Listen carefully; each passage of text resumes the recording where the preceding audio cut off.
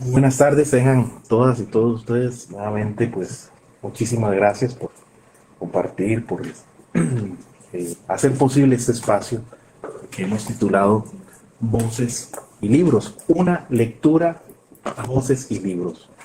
Una lectura porque no queremos determinar la lectura, sino simplemente compartir nuestra lectura en un ambiente de diálogo, un ambiente en el cual cada uno, cada una de ustedes han leído el texto, y el texto que nos convoca el día de hoy es Cuentos y otros escritos de Guanacaste. Los compiladores son el profesor Miguel Fajardo Correa, a quien le enviamos un caluroso saludo. Sé que nos está viendo desde Facebook, así que pues le mandamos nuestro saludo también.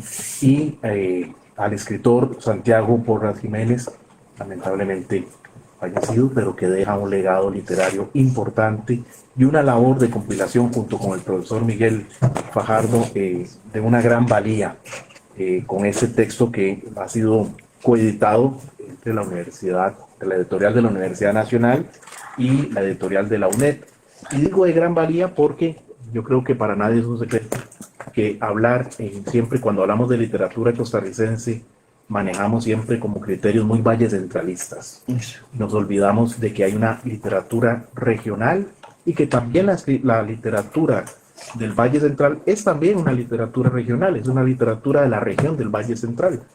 Entonces, ¿por qué no hablar de otros tipos de literaturas que contribuyen a enriquecer nuestro sistema literario, como es este caso de Cuentos y otros escritos de Guanacaste, que iremos comentando acerca de la importancia, los criterios y algunos textos que cada uno de nosotros hemos leído? Así que nuevamente mi agradecimiento y bueno, que no quisiera monopolizar la palabra, sino más bien compartirla, que todos compartamos nuestra palabra, nuestra opinión sobre este texto.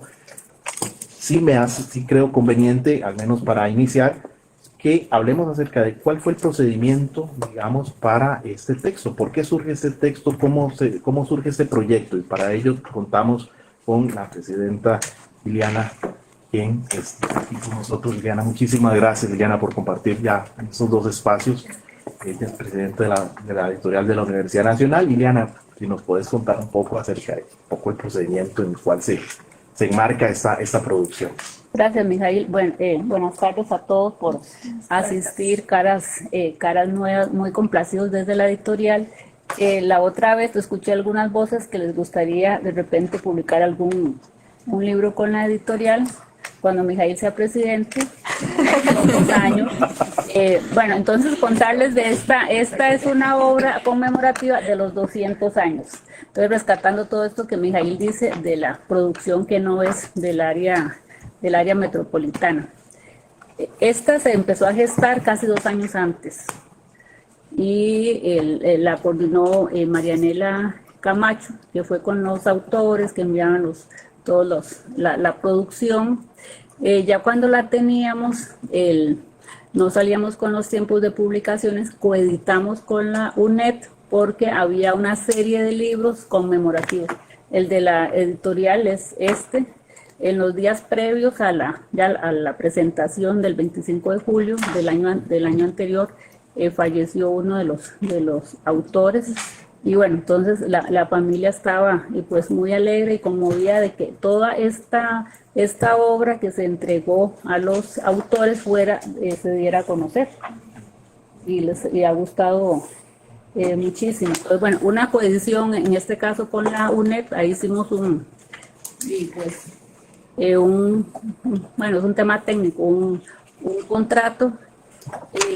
Explicarles así como muy brevemente, para no aburrirlos del procedimiento, cuando alguien está interesado en un libro, envía el manuscrito, el consejo editorial lo dictamina, lo envía a valorar. Como era una obra por encargo, ya se conocía la calidad de los autores, que ahora van a hablar digamos, de todo ese proceso que fue muy valioso.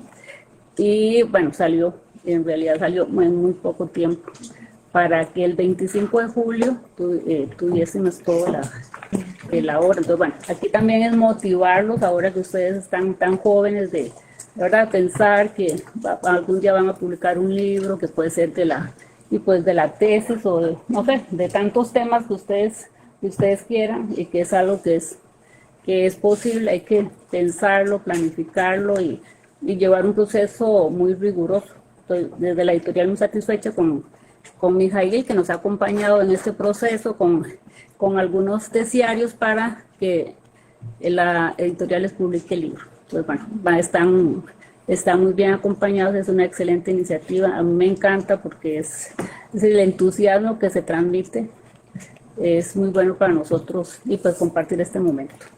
Muchas gracias, Diana, también por el espacio que nos brinda la editorial para llevar a cabo esta actividad, que es una actividad que involucra varias voces de distintas disciplinas, de distintas áreas. Y bueno, nos acerca hoy el comentario de los textos, así que, bueno, si alguien gusta empezar, bienvenido sea, para ir trabajando un poco los comentarios críticos que tengan o las preguntas que podamos generar al respecto. Gustavo. Es gratis. Si querés, yo puedo hubiera hacer. pensado que era tal vez mejor dejar a los estudiantes. No, y ese. Bueno, yo digo que. Bueno, ¿Vio? Para que cambiemos. salvé. La vez pasada fui yo, entonces. Cierto. Profe, esta vez. No, ahorita que ustedes dos hablaban, bueno, en primer lugar, bueno, hay que presentarse, ¿verdad? Bueno, otra vez, mi nombre es José Francisco Bonilla. Yo creo que todos me conocen o nos hemos encontrado por ahí en los pasillos en algún momento de estos, pues no tantos, pero sí significativos años, pues que hemos compartido por aquí en la universidad. Trabajo en la Escuela de Literatura y soy profesor, al igual que Mijail y Gustavo, en la maestría en Estudios de Cultura Centroamericana. Ahora que conversaban, que empezaban doña Ileana y Mijail a hablar del texto, desde que me acerqué a él no pude dejar de pensar en el género como tal. ¿Por qué? Porque me llevó directamente a repensar, a acordarme de la función que tuvo el género, y lo digo así abiertamente, la función que tuvo el género, porque efectivamente nació con cierto carácter ancilar en el siglo XIX, de recolectar, no estoy hablando específicamente, ya sea en este caso es una compilación, pero también cuando se presenta desde el punto de vista, digamos, de una actividad de antología, ¿no? Tienen una particularidad esencial el género, y es quizá suponer, digamos, la construcción de un concepto, de una muestra representativa de algo, de una determinada zona, de una determinada región. Y que, por ejemplo, en el siglo XIX eran fundamentales en todos los procesos de construcción de identidad que sufre no solamente Centroamérica, sino toda la región, digamos, pues subcontinental. ¿Y por qué esto es importante? Ustedes van a recordar, por ejemplo, no es casual que en este periodo, digamos, de formación de las repúblicas, también aparezcan un alto número, un gran número más bien, de antologías de carácter regional, pero también de carácter local. Entonces tenemos, por ejemplo, en Costa Rica la lira costarricense de Máximo Soto. Está bueno, se llamaban también Parnasos, ¿no? Máximo Fernández. Máximo Fernández. Sí, señor, compañero, tiene usted razón, ¿no? Precisamente. Qué lapsus más. Sí, el otro era el del problema, ¿no? El problema ahora es mío. El Parnaso nicaragüense, y están el Parnaso guatemalteco y el Parnaso centroamericano, que particularmente el Parnaso centroamericano se hizo en dos tomos. Y es muy interesante porque si ustedes analizan esas antologías, ven cómo desde el prólogo incluso hay una fijación, digamos, de la lectura. ¿Por qué hago esta introducción? Porque es también lo que yo creo que tenemos acá, ¿verdad? Los textos están también anclados a una noción de identidad muy particular, es decir, hay una edición, primero la ideación, ¿no?, de un texto que tiene un sentido muy particular. Y luego todo, digamos, el proceso editorial que se ve envuelto para, digamos, llegar a cumplir esa finalidad particular. Y en los textos es bastante claro, digamos, la presencia de las retahílas. Hay algunos aspectos que también, digamos, quizá son propios. Ahora yo creo que fuera de cámara, doña Liliana también comentaba esta tendencia, digamos, regionalista que se puede acentuar con el vocabulario que tenemos acá, ¿no?, que es muy propio también de la región. Como ya a nivel más estético, los personajes se van construyendo también a partir de ese ideario que entendemos como una identidad. Entonces, bueno, más que una pregunta y más que un problema, que siempre, ¿verdad?, me dicen de qué parto, es como un comentario para avivar un poco más exactamente pues la conversación, ¿verdad? Leerlo, yo por lo menos lo leí desde esa lógica, ¿verdad? Es una especie, digamos, de texto pensado, o tiene un fin ideológico y, por qué no decirlo también, hasta político, muy, muy, muy interesante en ese sentido. Sí, bueno, que está muy, perdón por la No. pero está muy asociado el hecho, lo que nos contaba Diana acerca de que está producido en el marco del Bicentenario, Claro. cual hay una proyección política importante en el texto también de acentuar las identidades regionales en el marco de las identidades nacionales, y esto es también un fenómeno interesante. Otro aspecto es la manera en que está organizado, ¿no? Cuentos, crónicas, cuadros de costumbres. Volvemos otra vez al tema de los cuadros de costumbres, un género que ya, digamos, había sido supuestamente superado, digamos, vamos a ver, que ha sido de mucha circulación, pero este texto nos vuelve a traer dos géneros muy interesantes, crónicas y cuadros de costumbres en pleno siglo XXI, muy interesante, creo que van a haber comentarios al respecto. Y lo otro que quería señalar, también a manera de una introducción, como está haciendo el profesor José Francisco, es la cantidad de autores realmente desconocidos. Yo creo que es importantísimo porque estos tres textos, si lo vemos de cierta manera, marca una nueva historia de la literatura regional. Ya tenemos una historia de la literatura regional en San Ramón. Sí, creo que estamos a un paso de construir la historia de la literatura regional guanacasteca, donde este texto es un gran antecedente.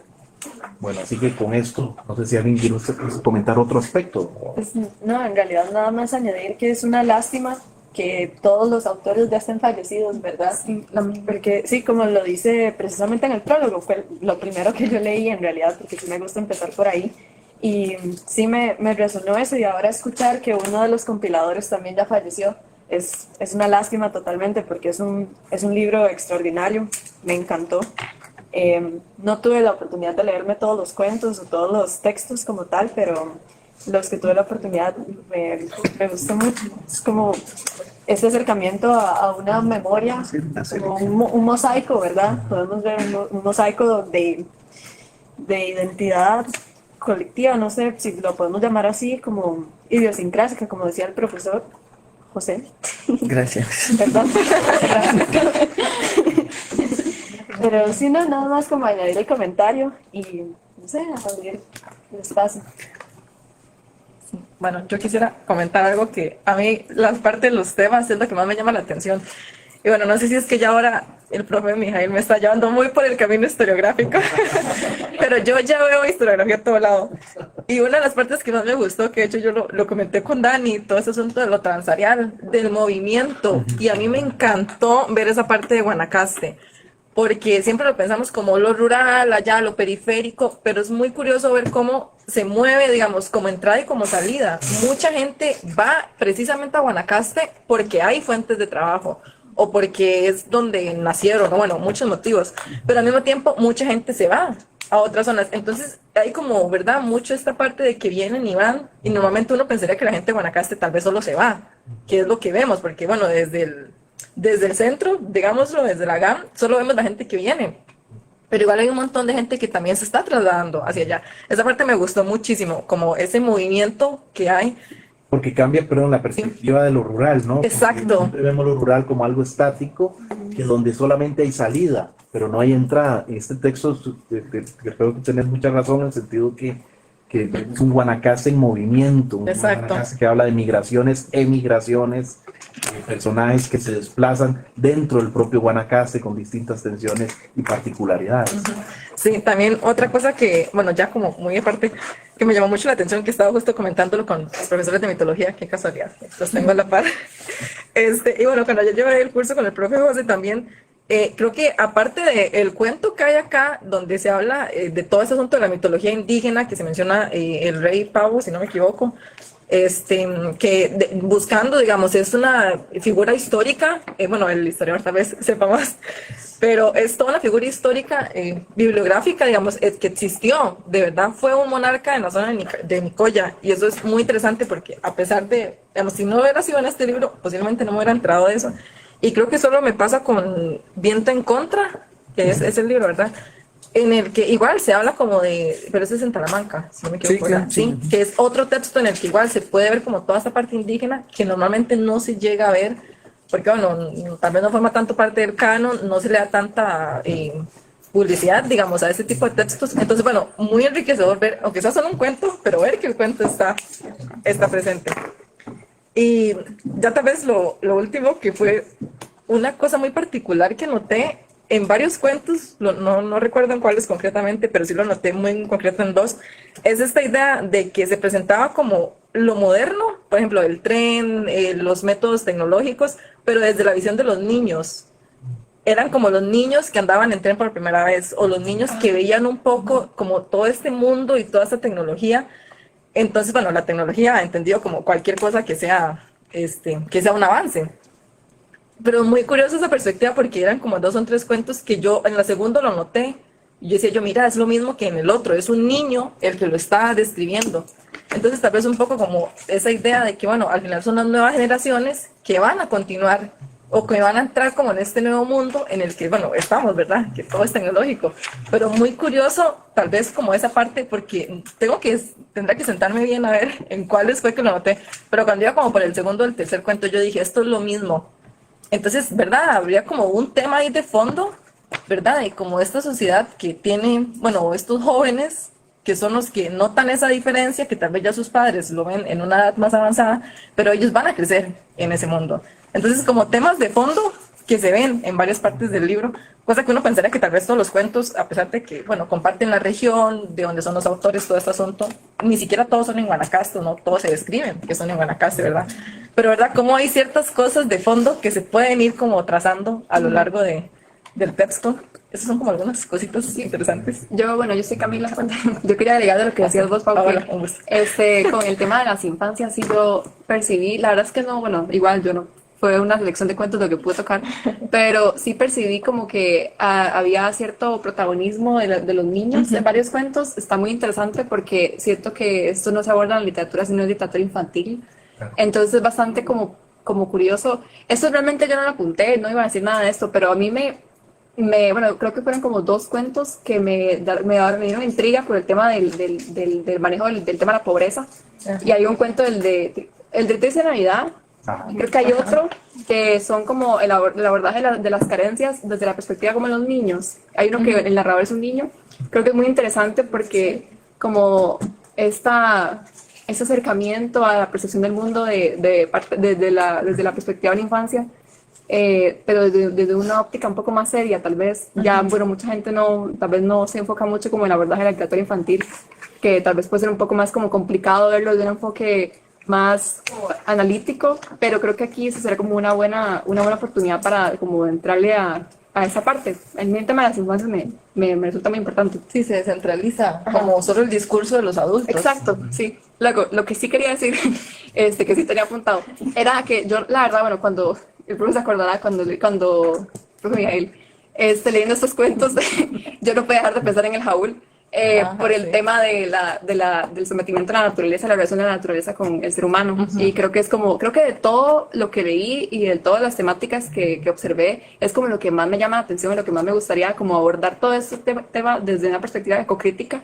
Sumamente interesante porque también lo relaciono con el tema de la personificación de los animales, como que todo el animal aquí tiene un papel súper importante, y mis cuentos favoritos personalmente fueron los de Lidia Bonilla, porque la gran mayoría de sus cuentos, los 3 de 4 que hay, tienen como protagonistas animales, los personifica. Ah, Entonces es sumamente interesante ver cómo ella como coloca, ¿verdad?, estas características del sujeto, tal vez guanacasteco, el sujeto humano en animales. Me parece, pero no desde, tal vez no desde una construcción infantil, porque volvemos a lo mismo, Ajá. que normalmente esto se hace como desde un cuento infantil, pero no, realmente podría verse, pero no necesariamente, es bastante curioso. Y también desde la cuestión de la ecocrítica, la relación de la naturaleza con el ser humano, desde la cuestión de la masculinidad.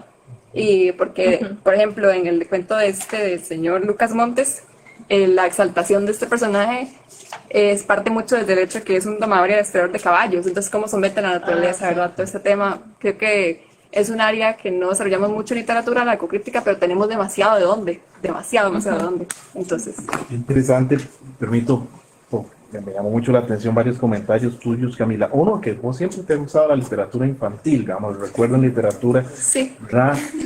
costarricense, pero aquí ya tiene su proyecto de tesis. ¿Vio? Eh, Para que Una cosa- con la editorial el libro. Exactamente. Exactamente. que es dejar de idealizar siempre el que la cuestión infantil siempre está en la literatura infantil. No, aquí vemos la importancia que tiene de una voz enunciativa en la literatura costarricense, que es clave, no solamente pasa por la literatura infantil, pasa por toda la literatura. La época de posguerra siempre es muy interesante analizar el sujeto infantil. En toda época de posguerra el sujeto infantil reaparece, o en toda dimensión nostálgica, siempre el sujeto infantil es una voz y una memoria importantísima. Y esto tema también de la naturaleza, ¿verdad? Que lo vemos, es decir, siempre a veces tenemos como una idea de que, se trata de un texto que habla acerca de la ruralidad. No es eso, es eso y otras cosas más, ¿verdad? Esas perspectivas, por ejemplo, de la ecocrítica, la relación de la naturaleza, el sujeto infantil, creo que son también nuevas perspectivas de investigación que ojalá que las puedas desarrollar o que alguien te esté escuchando, que algunos de nosotros pueda también desarrollar esas temáticas muy interesantes. Gracias, Camila. Yo la verdad sí Jennifer. creo, gracias. Bueno, mi nombre es Jennifer, para los que no me conocen, mucho gusto. Tengo tanto que decir, sinceramente, que he estado pensando tanto si hablar o no, porque siento que voy a tocar un tema tal vez un poco subjetivo, pero bueno, voy a contextualizar. Creo que este libro ha sido uno de los libros que más me ha identificado en mi existencia, debido a que mi abuelo, es también como que él tiene un libro. Justamente se llama Crónicas y Relatos de Piedad del Sur. Mi abuelo duró muchos años investigando y escribiendo, ¿verdad? Sobre Pero, toda la ¿cómo se llama? Crónicas y Relatos de Piedad del Sur. Entonces, yo recuerdo toda mi infancia ver a mi abuelo narrándome estas mismas historias. Entonces, no sé, siento que tengo un acercamiento muy fuerte por ese punto, porque digo, wow, cuánto, digamos, estos compiladores, cuánto tuvieron que atravesar también y cuánta identificación tuvieron con estos textos, ¿verdad? Me encanta ver que Guanacaste aquí deja de ser solo un espacio geográfico y empieza a ser simbólico e identitario. O sea, porque muchas veces lastimosamente, vengo primero como para contextualizar, vengo de un lugar rural, entonces siento que ahí cierta parte una se identifica aún más. Y como estas zonas periféricas siempre las han marginado y siempre se ha visto solo el vallecentralismo en el canon literario. Entonces, básicamente, este texto parte a dar voz, ellos más bien, como comentaba antes con la compañera, están dando voz, o sea, ellos mismos se están dando la voz que ha sido silenciada en el pueblo costarricense por ser solamente de una zona periférica. Entonces, me encanta así ver como esta Guanacaste, a través de un acto de resistencia frente a todo este canon que se ha estandarizado. La verdad tengo como muchas anotaciones porque entre los textos, de hecho, varios que me los leí, volví a leerlos, entre estos justamente el que decía Cami, el de, algo de la suerte, mencionaba uno, que es el del niño, y también el de una Navidad feliz, una Navidad triste, perdón. y bueno, yo la verdad no podía como quedarme solamente con esto, que yo tuve que llamar a mi madre y leérsela y narrarle como, usted recuerda cuando usted me contaba estas mismas historias. Entonces siento que esto no solamente es como para una población en sí, sino como que usted va y le entrega estos textos a adultos mayores o a cualquier persona y de verdad básicamente se está narrando cómo es la vida de las personas, o sea, cómo han sido las infancias de estas zonas periféricas. Entonces, no sé, creo que hay tanto que decir que tengo como que centralizar mis ideas, pero ha sido uno de los textos que en serio más me han marcado debido a esta identidad, y yo solo estoy esperando ir a mi pueblo para enseñárselo a mi abuelo. Ah, qué bien, no, no, Sí. excelente. Creo que es también importante, ¿cómo se llama? Perdón, tu abuelo, Se llama Julio Vázquez. Julio Vázquez, ok, perfecto. Interesante este texto de crónicas, Lo publicó como relatos. CR, de Ok. hecho. Ajá. Excelente. No, muchísimas gracias, Jennifer. Excelente. Y ojalá que puedas plantear también una invitación cordial a todas y a todos. Si gustan hacer una reseña de estos libros, la podemos publicar también en la revista de letras. Podemos también hacer un pequeño espacio, quizá. Y por la visibilidad que le da, digamos. Por la Sí, visibilidad. se le da el hacer texto una como nota tal. de reseñas de cada uno de esos libros sería algo muy magnífico para plantear nuestra lectura y también compartir nuestra lectura con otros lectores. Creo que también, bueno, yo no puedo dejar de pensar que cuando vemos clases, los que estudiamos la enseñanza, demasiado valioso. Está súper útil. Por fin, o sea, sería un éxito, digamos, que se empiece a contemplar este tipo de textos en los programas del MEP. Y las reseñas y todo el material que se pueda producir de análisis nos permite a nosotros como docentes poder dar clases y poder incluir sus textos. Sería muy, muy valioso para que llegue a más población, ¿verdad? Soñando en voz alta, podríamos crear un boletín de reseñas justamente de libros publicados y tener una difusión masiva electrónica a profesores, docentes, para la difusión, conocimiento de esos textos y que puedan hacer prácticas o digamos planteamientos didácticos. Es importante. Pero bueno, sigamos avanzando con las múltiples lecturas. Como cuentos de No sé si alguien... Bueno, yo tal vez quería seguir, además, Ante Felipe. bueno, a mí me pasa algo parecido a lo que le pasa. Felipe, te querías presentar porque hay algunas personas que no... Sí, bueno, yo soy Felipe Alvarado, para los que no me conocen, soy estudiante de bachillerato de literatura y lingüística, de aquí de la UBA, obviamente. Y, bueno, sí, lo que venía diciendo, a mí me pasa algo parecido a lo que le pasa a Camila. Ay, no salgo, yo sí. No se preocupen, sí, ya nada más. Que digamos, estamos pensando siempre, o al menos a mí me pasa que estoy pensando cómo abordaría yo una investigación respecto a estos textos, ¿verdad? Y hubo algo cuando estaba leyendo específicamente ese cuento que ya mencionaron varias veces, el de Triste Navidad, por alguna razón parece que es como algo muy popular en este conversatorio. Sí. Se me prendieron focos rojos, ¿verdad? Porque me hizo pensar o me hizo reflexionar sobre cómo, digamos, como cultura tal vez podría decirlo, somos muy dados, digamos, a construir nuestra visión del mundo a través, digamos, de otros textos, ¿verdad? A través de textos, por ejemplo, bueno, obviamente el texto bíblico, ¿verdad? Que es el más importante de nuestra cultura, pero también de otros textos, ¿verdad? Podemos, cuando uno habla con personas, en algún momento sale algún dicho, ¿verdad? Sale algún refrán, y eso es como lo que construye tal vez nuestro espacio de conversación, ¿verdad? En tanto coloquial como acá en la escuela, digamos, en la universidad. Somos muy dados a buscar intertextos, a buscar formas de referenciar a otros textos. Y creo que justamente en estos cuentos vi eso mucho, digamos, vi eso repetido en muchos cuentos, como en este caso Triste Navidad, ¿verdad? Que íntegramente es una crítica irónica, digamos, ¿verdad? A esa Navidad que supuestamente existe. Sí, muy relacionado al de Carmen Liga. No, Sí, Carmen, es lo que ¿verdad? sí, me recordó mucho a Bananos y Hombres. Niños. Sí, en Bananas. Hay uno igual, casi. Total. Sí. Porque también son textos que muestran desigualdades sociales, ¿verdad? Eso creo que es muy interesante observar ese ejercicio de crítico frente a la ruralidad y de plantear la ruralidad como un tema de desigualdad social, económica importante y las subjetividades que eso conlleva, ¿verdad? Empezando por la infancia. Sí, entonces yo totalmente estoy interesado, digamos, en esa línea, ¿verdad? De investigar esos intertextos como una forma también de construcción de una visión de mundo, ¿verdad? Que se hace a través de esos cuentos. Excelente. Yo tal vez Sí, puedo hacer una adelante. acotación a propósito de las, por lo menos creo que las últimas 3, 4 intervenciones que se han hecho.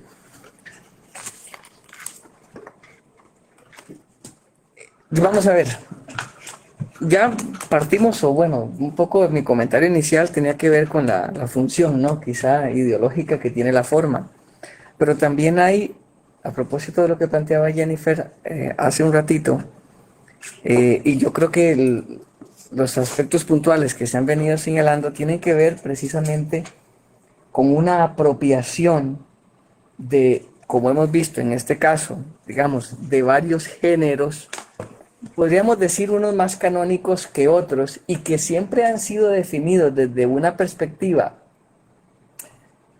Vamos a ver cómo llamo esto, porque ¿no? Desde una perspectiva del centro, ¿no? Hablando un poco también de semiótica de la cultura, ¿no? Como una perspectiva, digamos, del centro, ¿no? Dada por la universidad, por los círculos de escritores, etcétera. Pero en este texto hay una apropiación del género narrativo muy particular. ¿En qué sentido? Bueno, yo por lo menos, y que de esto también habla Kristeva, cuando habla, por ejemplo, de la relación entre el género y la historia, ¿no? Hay géneros que se vuelven de cierta forma más apropiados para unos momentos de la historia que otros géneros. Entonces, por ejemplo, pues qué duda cabe que el género de la ilustración pues fue el ensayo, ¿no? Luego, ya cuando se empezó un poco a destartalar esto, ¿no? Mi abuelo, pues ya vinieron quizá otros géneros y cambiaron también los mismos géneros que entendíamos de una forma particular. Y aquí me parece a mí, por ejemplo, que el cuento, digamos, la narrativa en sí, hay una apropiación muy particular en tanto. Yo no sé qué pensarán ustedes de esto, pero yo creo que también esto es una mesa de experimentación, ¿no? Y de lanzar pues algunas ideas. Algunos cuentos pareciera ser que están planteados sobre la lógica de la microficción, ¿verdad? De la ficción corta. ¿Por qué?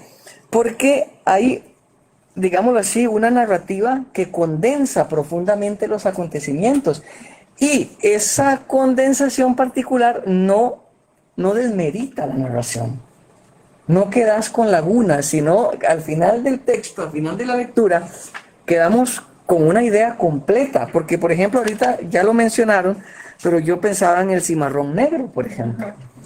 Con ese personaje, ¿verdad? Y es un cuento, ahora me sale largo, ¿verdad? Pero bueno, sí es un poquito largo, pero hay otros largo y estamos hablando de 4 o 5 páginas a lo sumo, ¿verdad? Pero hay otros de 3 páginas, y es decir, la idea no se corta, es decir, hay una apropiación particular del género narrativo que también hay que tener mucho cuidado al definir los parámetros estéticos. ¿Por qué? Porque también es un derecho de esta, digámoslo así, de los autores a apropiarse del género y presentar también una idea particular. ¿Por qué lo señalo? No me parece esto una ocurrencia en el sentido de que es consistente a lo largo del texto. Desde el principio hasta el final es consistente. Por lo menos, digamos, en los cuentos como tal, ya habría que ver, y lo digo por vos, un poco lo que tiene que ver con el cuadro de costumbres y la crónica, ¿verdad? Lo digo así porque sé que, ¿verdad? Me interesa mucho la crónica y el cuadro de costumbres. Pero hay una apropiación, digamos, del género que empodera también al texto como una voz particular, ¿verdad? Como una voz original que también quiere, pues, desplazar un poco los paradigmas, no puedo decir occidentales, porque siguen siéndolo, pero sí más del centro, digamos, de la cultura, ¿no? Es decir, qué duda cabe que no estamos frente a una estructura narrativa de autores, como bien partíamos al inicio, más reconocidos a nivel, por ejemplo, de la cultura literaria costarricense. Un poco por ahí. No, quizá podemos hacer un enlace allí con Gustavo, porque es importante también el tema del título de este texto, ¿no? Claro. Cuentos y otros escritos. Están mal los otros. Sí. Exactamente. Porque tiene que ver con lo otro, por supuesto. Claro, sí. Cuentos y otros escritos. Y esa categoría, otros escritos, yo creo que hacen todavía más interesante este texto, ¿verdad? En sus propuestas. Ahora bien, tenemos una estructura aparentemente muy rígida, porque nos dicen cuentos, se citan los cuentos, viene crónicas, habría que ver si se adecuan a este género o no, y luego cuadro de costumbres, ¿verdad? Pero creo que da una pluralidad ahí interesante, otros escritos. Y yo sé que, bueno, fuera de cámara, Gustavo me había comentado acerca, quería comentar acerca de un poco de la cuestión genérica. Sí, claro, claro. Pues en primer lugar, muy buenas tardes, ¿no? Mi nombre es Gustavo Camacho y agradezco mucho la oportunidad para volver a compartir la mesa, ¿no? Vamos a ver, sí, yo le decía a Mijail, es cierto, ahora, antes de, que tenía curiosidad con respecto a los otros escritos, ¿verdad? Es decir, ¿cuáles son esos otros escritos? ¿Cuáles son las otras formas del discurso? Y me encontré cosas muy interesantes, porque en Desde el el mismo prólogo, prólogo, claro, Paola, vos ya lo detectaste, en el mismo prólogo se ofrece un intento de clasificación, ¿verdad? El cuento tal, la crónica esto, el cuadro de costumbres, aquello otro, ¿no? Lo curioso de ello es que las definiciones de cuento y crónica, si se leyeron ustedes el prólogo, no sé si les parecieron sospechosamente similares. Como lo mismo, sí. Sospechosamente similares, ¿por qué? Porque claro, en ambos nos encontramos una narración de hechos en la página 18, tanto reales como ficticios, acaso verosímiles, ¿verdad? En resumen, se cuenta una historia. Hay un matiz que distingue a un género de otro y se encuentra en la crónica: la valoración e interpretación por parte del cronista.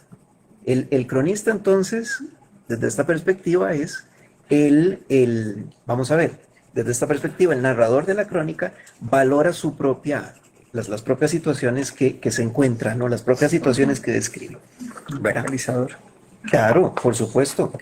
Por supuesto. Y cuando empezamos a revisar las crónicas, nos encontramos algo todavía más interesante. Bueno, espérate para ver para dónde empiezo, porque a veces mis apuntes, si no empiezo a divagar. Claro, cuento, crónica, cuadro de costumbres.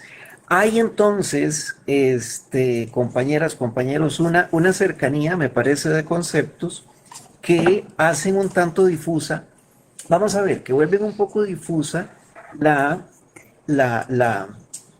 clasificación, ¿no? Entre unos y otros. Le pongo 3 casos muy concretos, tal vez 4.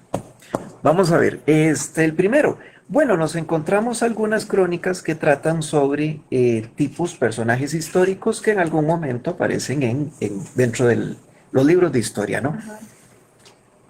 En específico, Tomás Guardia y León Cortés, ¿verdad?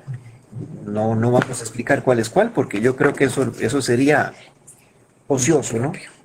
Ahora, sí es cierto que hay un afán de verosimilitud en la narración, pero aquí hay un detalle que yo pasaba cuestionándome, que yo pasaba dándole vueltas, y es el siguiente. No podríamos afirmar que Tomás Guardia o que León Cortés sean quienes estuvieron por fuera de la misma ficción. Es decir, no podríamos pensar que Tomás Guardia, por ejemplo, fue el mismo Tomás Guardia histórico. Porque tendríamos que partir, bueno, en primer lugar, no podríamos decirlo porque tendríamos que partir del hecho de que el texto, el discurso literario es por sí mismo ficcional. ¿Ven? Y por lo tanto, puede tratarse del Madrid de Pérez Galdós, por ejemplo, o puede tratarse en un texto, de una ciudad completamente fantástica o completamente inventada, pero ambas van a tener una situación en común. Son concepciones construidas por el mismo texto. ¿Me van siguiendo?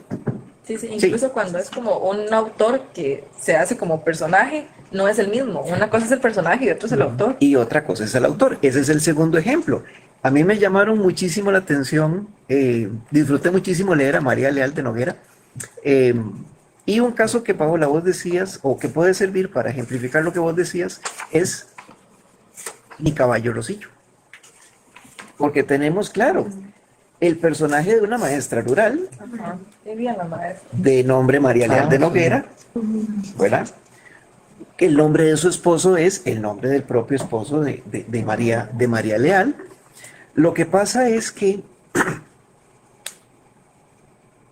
se vuelve difusa la diferencia entre la crónica y el cuento, en vista de que más parece que estamos delante de un cuento que delante de una crónica de un conjunto de hechos acontecidos. Sí, bajo este concepto, digamos. Exactamente, exactamente. Y bueno, hay un par, dos textos que pueden entrar dentro del cuadro de costumbres, ¿no? Uno, el de la fierra, y el otro, el de la pica de leña. Pongamos el segundo caso, el de la pica de leña. ¿Qué nos encontramos en la pica de leña? Bueno, una tradición que se describe dentro del texto, y es el momento en el cual el pueblo, ¿no? El pueblo va a la montaña a cortar leña para traérsela y hacer la fiesta patronal del 12 de diciembre, ¿no? Del 12 de diciembre. Entonces, compañeras, compañeros, ¿qué les puedo yo contar? Que me pareció muy interesante la clasificación, ¿no? Utilizada por los compiladores para tratar, por ejemplo, a ciertos textos como cuentos, otros como crónicas, cuando a la vista del discurso es posible considerar algunas crónicas como si fueran cuentos. ¿Ven? Ahora hay un detalle fundamental. Este es el segundo punto que ya tiene que ver aparte de esto que traía. Y se trata de del momento en el cual nacen los autores. Colegas, tomemos en cuenta que algunos de estos autores nacieron al final del siglo XIX, ¿verdad? Y en este caso es un acierto muy meritorio de la antología el que traiga el anexo de la lista de autores, ¿verdad? Con las respectivas fechas de nacimiento, muerte, algunos datos biográficos, porque esto también ayuda a ubicar las narraciones, a ubicar los textos dentro de un marco histórico, ¿verdad? Porque recuerden ustedes que la literatura no se escribe en el aire, no se escribe en la nada, sino que también responde a una serie de aspectos que son extraliterarios, ¿verdad? Y que para el caso de la lectura de un texto literario, a mí me parece, no sé qué opinarán ustedes, pero a mí me parece que no conviene dejarlos por fuera, ¿verdad? Pero eso, ¿verdad? Hay también una crónica muy particular. Ya termino, José. ¿No? Nada más un detalle.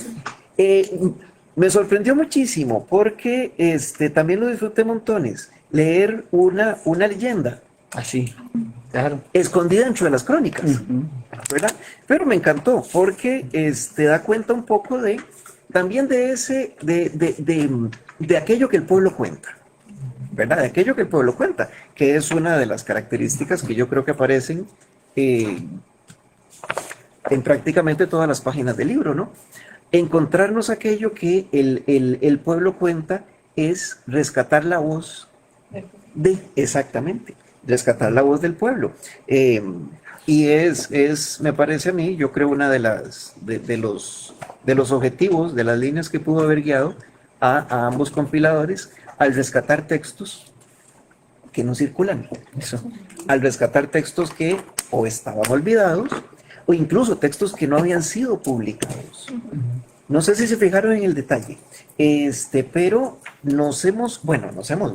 A ver, a partir de la lectura, es posible detectar en el resumen biográfico el hecho de que algunos de estos autores no publicaron en vida, sino que eran textos que estaban dispersos o que estaban dentro de los papeles de los descendientes, etcétera, o incluso algunos autores que, aunque publicaron en vida, por ejemplo, en una revista, en un periódico regional, ¿verdad? En algún medio de estos, el texto estaba, si no perdido, a punto de perderse, ¿verdad? Y tomemos en cuenta un detalle también adicional respecto de este tipo de textos. Según el prólogo, se quedaron documentos por fuera. Sí, ¿verdad? imposible abarcarlo. Que claro, hubiera sido una cosa monstruosa el texto, ¿no? Un texto bastante voluminoso. Pero bueno, eso es lo que les quería compartir hoy. Tal vez aparezca alguna idea por aquí más adelante, pero en el flujo de la conversación Muchísimas gracias. la podremos plantear. Y bueno, sigamos entonces con otras voces. Por acá encuentro a Jesús, está Daniela, en fin, hay varias compañeras, compañeros. Entonces, no sé si gusta. Claro. Jesús, Bueno, y luego José, luego. Sí, sí, muy bien, no te preocupes. bueno, primero que nada, yo soy Jesús Guzmán, estudiante de la carrera de bachillerato del español. Ok, yo quería comentar sobre el libro. Todo, me parece muy interesante todo lo que han estado diciendo y yo pues, lo relaciono con lo que yo he pensado, como lo que dijo Camila sobre la ecocrítica, que la presencia de la naturaleza en todos estos textos.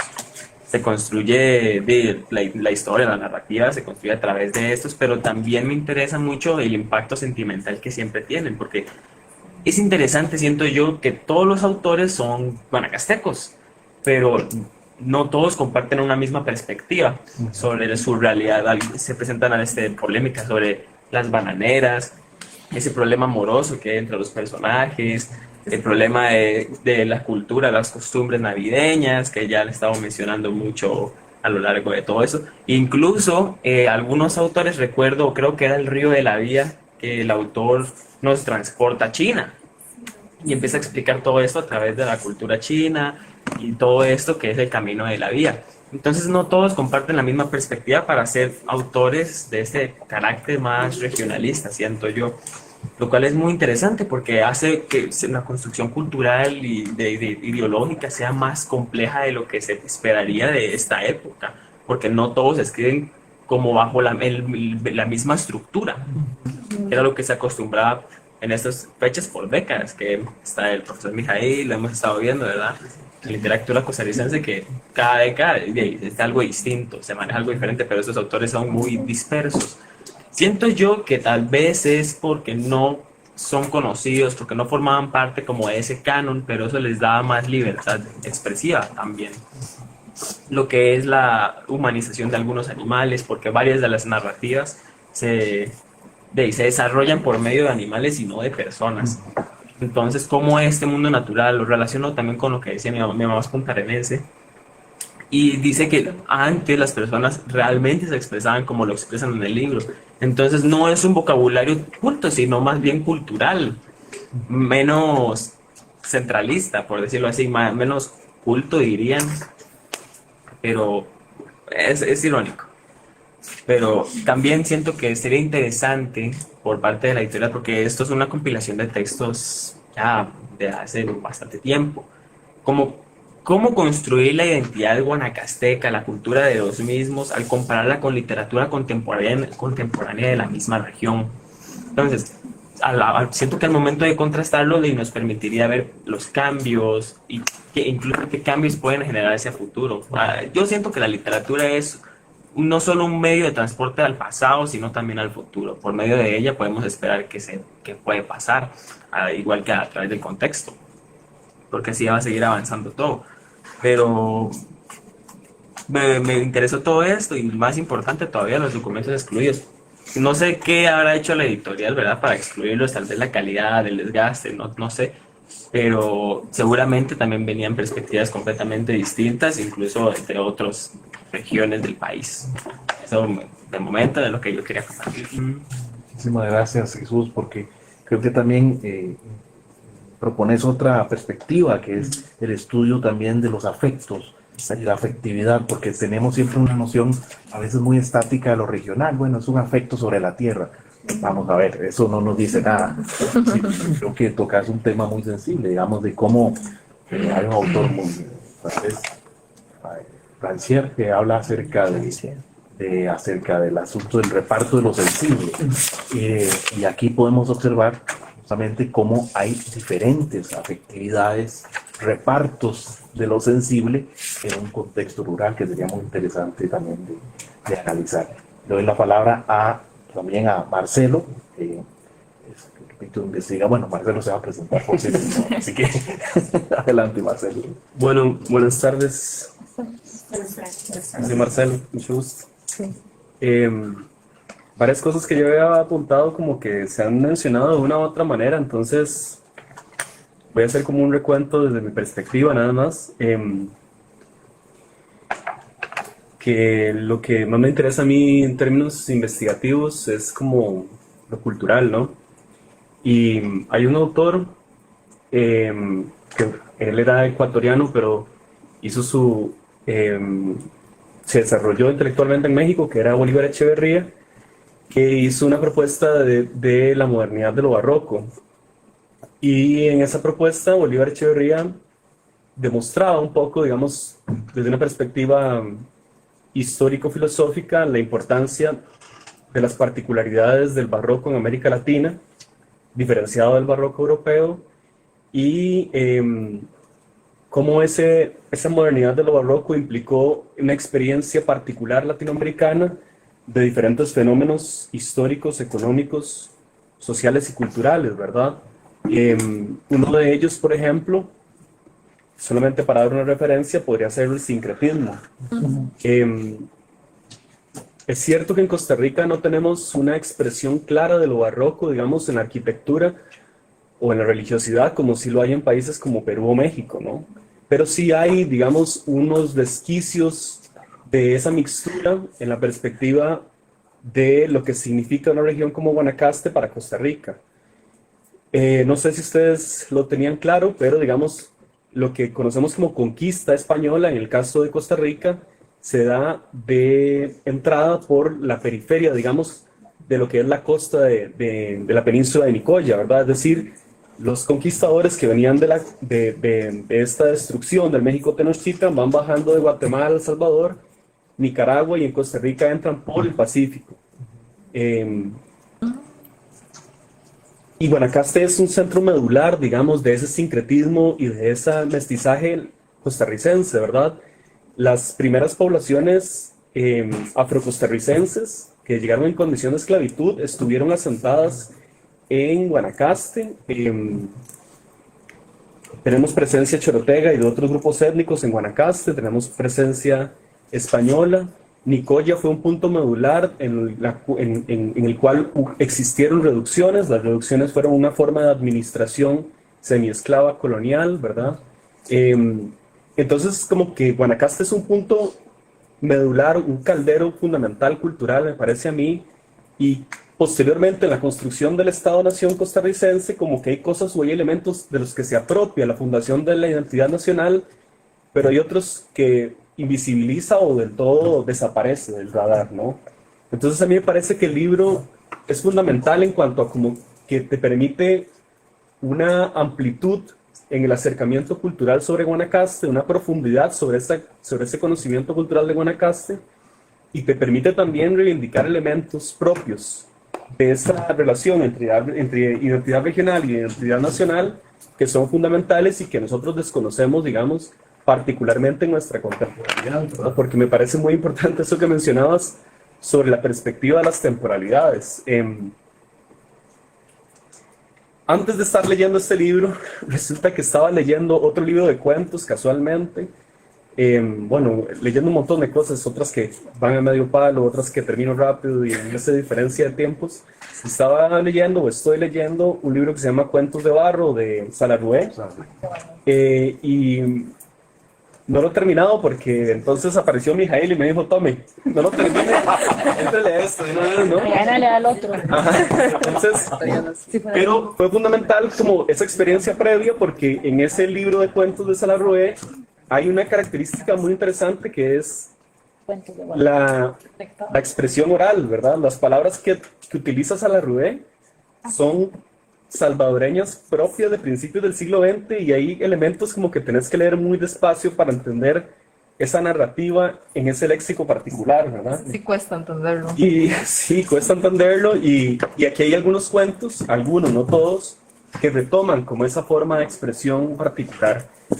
Y pensaba que, bueno, es un gran trabajo de la editorial, pero también, como diría Mijail, soñando en voz alta, qué maravilloso sería poder tener una compilación de diferentes cuentos regionales, ¿verdad? Porque también tenemos literatura afrocostarricense, hay poesía, pero también pensando en el cuento, pues está el trabajo que ha hecho Quince Duncan, ¿verdad? Y sería muy interesante como ir teniendo obra que vaya como compaginando expresiones culturales de la identidad regional de diferentes partes del país, ¿no?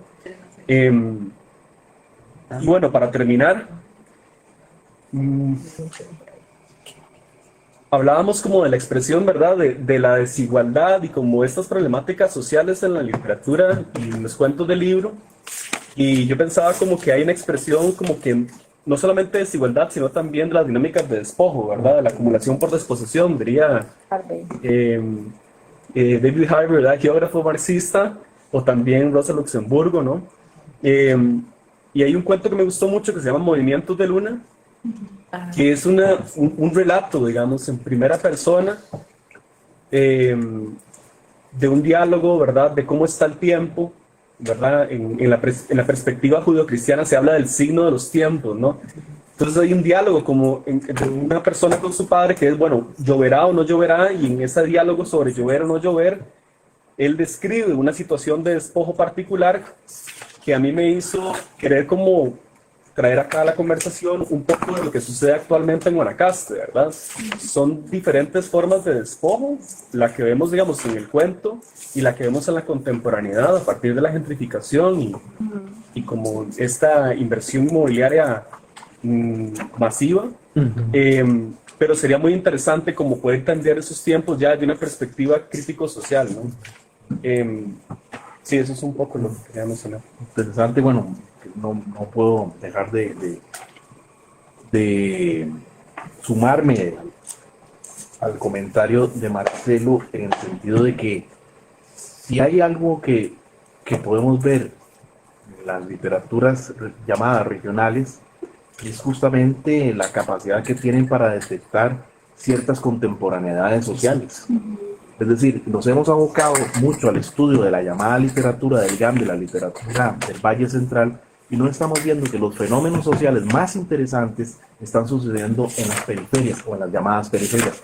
Me acuerdo, por ejemplo, el trabajo tuyo, Maripaz, por ejemplo, con el trabajo de Verano Rojo, donde también evoca una zona periférica y donde tiene que ver con toda una construcción de una novela policíaca y todo el tema del narcotráfico. El tema del narcotráfico pasa por el sur, pasa por el Pacífico, pasa por el Caribe, y creo que ahí se despliega, digamos, nuevos movimientos sociales que serían también muy interesantes de analizar y que también este texto los plantea a través también de lo que mencionaba Marcelo.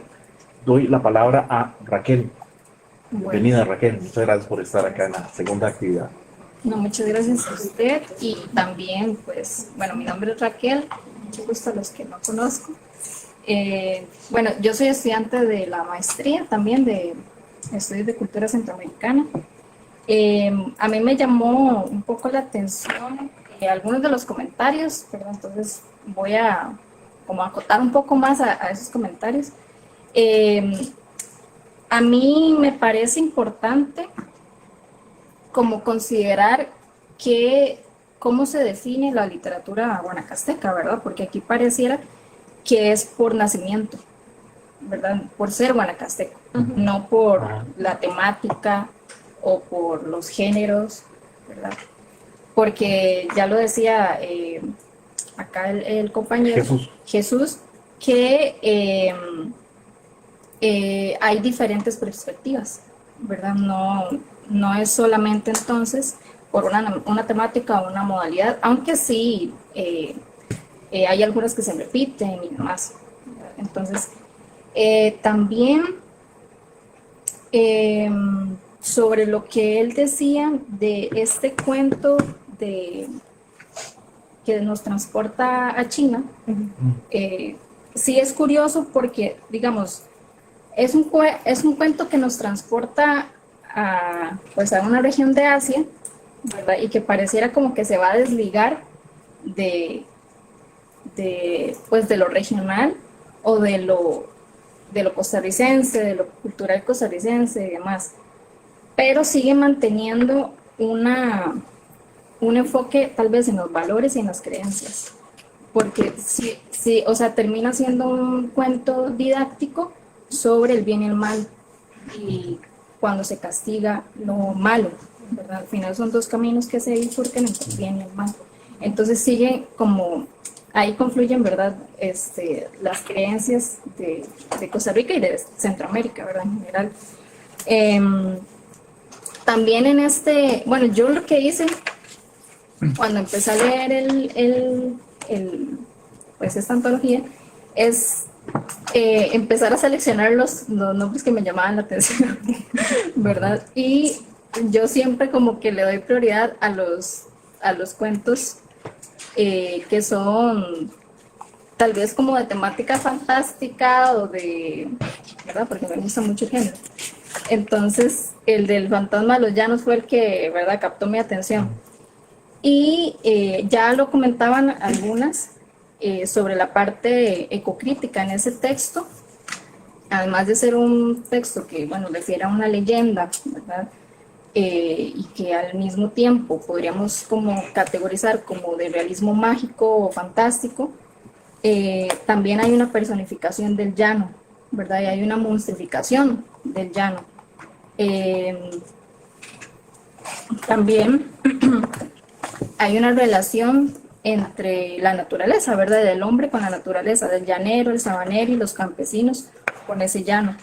Y a mí me llamó la atención algunos árboles, por ejemplo, que se repiten en dos cuentos. Ahorita no recuerdo el otro, pero es este que se llama el papatulo. Yo no lo conocía y lo busqué y es un árbol precioso. Tiene unas flores que primero comienzan como blancas o son flores o frutos y luego se convierten como en rosado. Y parece que es como una fruta parecida a la uva. Entonces salen en dos cuentos y eso pues bueno, también esa relación, ¿verdad?, que tienen los personajes con esa naturaleza. Y también algo que ya comentaban al inicio, creo, sobre el léxico del guanacasteco, ¿verdad? Porque hay un cuento que se llama Un día me hallé un susto. Y yo leí el título y yo decía, pero qué raro, hallé, yo diría como llevé, ¿no? Me llevé un susto, ¿verdad? Porque en el Valle Central utilizamos más ese verbo para cuando nos asustamos, ¿verdad?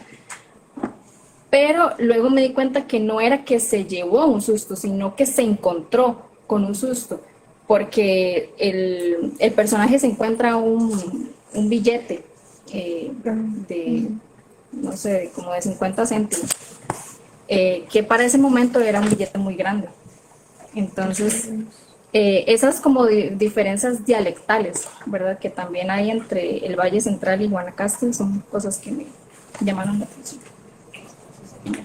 Muchísimas gracias, porque creo que también introduce otra vertiente, que es el tema de lo fantástico. Sí, sí. Vean que es una compilación muy rica, porque estamos viendo distintas vertientes, distintas formas de llevar a cabo, digamos, o de contextualizar y de llevar a cabo la materialidad de lo que se llama literatura regional. Esa diversidad es asombrosa en ese sentido. Daniela, vos querías comentar algo. Pero de hecho, creo que mi primer comentario iba por ahí, porque creo que los primeros cuentos, cuando comencé a leerlos, una parte de mí dije como que ahora que viene como lo típico, tal vez que típicamente se relaciona con Guanacaste, y ahora un montón de cuentos de toros y de haciendas, que igual son interesantes, ¿verdad? Pero me llevé una grata sorpresa en realidad de ver la diversidad que tiene el libro en general, narrativamente, de temáticas, como decía Jesús, de perspectivas, como han dicho todos, incluso los protagonistas de los cuentos, a veces son niños, a veces son animales, a veces son hombres, a veces son mujeres, ¿verdad? Entonces, esto que decía también Raquel, a mí también me gusta lo fantástico, entonces yo creo que a menos de los que alcancé a leer, de mis favoritos fueron los de Ofelia Gamboa. Si no los leyó, esos tienen también como una temática así como si se nota que es básica y hasta de nosotras. Ajá. Entonces en también que hablaban que es como de China. Y eso, el de China justamente me llegó a preguntarme como ¿por qué hay un cuento sobre China? Porque alguien, aún si obviamente se escribe en Guanacaste y obviamente tiene pues como dice Raquel, ¿verdad? Se siente como, o que obviamente no es solo sobre China, ¿verdad? Porque hay un libro, porque hay un cuento sobre China. Y eso me llevó en un camino que me llevó a descubrir varias cosas. Entre ellas, que lo quiero relacionar con lo siguiente, Y es que, bueno, yo sé que no hay que juzgar un libro por su portada, pero yo creo que los artistas gráficos y las portadas tienen mucho que ver, son parte del libro como tal, sobre todo cuando se habla de decisiones editoriales, ¿verdad? Y bueno, la portada de este libro, no sé si alguien lo pudo investigar un poco más, yo no soy experta en arte, etcétera, pero lo hizo un artista que es chino guanacasteco, él se llama Otto Apuy. Claro. Y bueno, tiende mucho como al conceptualismo y a esta clase de arte que ven aquí. Y lo que es, investigando un poco sobre él, decía que parte de lo que le gusta, digamos, del conceptualismo es que le permite capturar aquello que se desaparece. Y entonces esta obra se llama Guanacaste, justamente, ¿verdad? Y la mayoría de su obra está relacionada con, que tiene que ver, como que decía Paola al principio, con la experiencia de él como sino guanacasteco y como sino costarricense, ¿verdad? Como esta experiencia de él creciendo en Costa Rica, pero también aprendiendo de sus padres que son chinos. En Guanacaste, como decía, creo que Marcelo también, y han dicho varios, yo creo que también este libro es como una representación muy clara de lo diverso que es Guanacaste en todo sentido, porque tal vez tenemos como una idea muy cerrada, y cuando hablaban de la identidad y todo eso, no solo a nivel de los tipos de narrativa, sino también, como decían ahora, de las inmigraciones y las emigraciones que hay, y cómo eso está en el libro, tanto en la narrativa, pero también está en la portada, ¿verdad? Y no encontré como un análisis de la pintura esta como tal, pero sí por la tendencia artística que tiene, digamos, estos símbolos suelen estar relacionados con, es como ese paso de la infancia y esa, digamos, él trata como de representar esa memoria suya de su experiencia. Y al final eso es lo que está haciendo el libro también, ¿verdad? De la experiencia de distintos guanacastecos y de Guanacaste como región. Y algo que me ha llamado la atención antes y que lo estaba pensando un poco, viendo esto de esa frase de conceptualismo, es la forma, digamos, la forma artística de capturar aquello que se va, que desaparece. Es aquí el inicio del prólogo, ahora que dice cuentos y escritos de Guanacaste que se fue. Y entonces es curioso porque yo creo que si yo no hubiera leído antes de los años, yo no pensaría necesariamente que es un Guanacaste que ya se fue. Y eso es una pregunta tal vez que quería hacer, si alguien quería comentar un poco al respecto de su perspectiva. Por ejemplo, como decía ahora Marcelo, hay otro cuento que también habla de que lo están despojando de sus tierras, que una familia se los quiere quitarle los terrenos. Y para mí eso es algo muy, muy actual, ¿verdad? Como digo, lo podemos relacionar con la gentrificación también, y podemos relacionar como muchas cosas que al día de hoy, igual como todos estos diálogos que hay respecto a, como decía, qué significa ser guanacasteco, ¿verdad? Cómo se ve en guanacasteco, incluso como el cuento en el que la mamá que es mulata quiere que el hijo se case con una rubia. El hijo viene no viene con una rubia de Estados Unidos, ¿verdad? Y la señora como... Pero, la mamá. Creo que lo que más rescató el libro y lo que más me gustó, porque tengo que ser sincera, al principio no iba con la mayor expectativa, es la buena compilación, que, o sea, en este sentido creo que es un logro de la editorial también. Son muy interesantes. Sí, de que yo siento que captura muchas cosas, porque también hay relatos indígenas. Obviamente se menciona la conquista, se menciona la influencia española, se menciona la influencia afro, se menciona las luchas que al día de hoy siguen teniendo Guanacaste, como decían, la resistencia y etcétera. Entonces creo que sería muy interesante ver uno con cuentos contemporáneos, ¿verdad? Sí, hago eco de eso que han dicho varios, porque igual creo que siguen siendo muy contemporáneos en términos de relevancia temática, digamos, pero sí me llamó mucho la atención. Y yo quería hacerle una pregunta respecto a esto de, no sé si sabe, o por lo menos conoce el proceso, a la hora de establecer una portada, ¿qué lleva a la editorial, por ejemplo, a elegir una portada o a quién buscar? Porque yo siento que es como un proceso que está tan relacionado entre sí. Digo, ¿qué fue primero, la portada o el libro? Porque, bueno, el libro supongo, pero como eso de lograr atinar, digamos, supongo porque me gusta el diseño y todo eso en general, eso me llama mucho la atención, como cómo se llega a decidir, digamos, la portada, o al menos de este libro, si sabe. Y bueno, hay varios temas. Todo el acierto de la escogencia de los cuentos fueron los compiladores. Ya cuando se entregó a la editorial ya estaba todo así completo, y la editora trabaja con ellos para depurar el trabajo.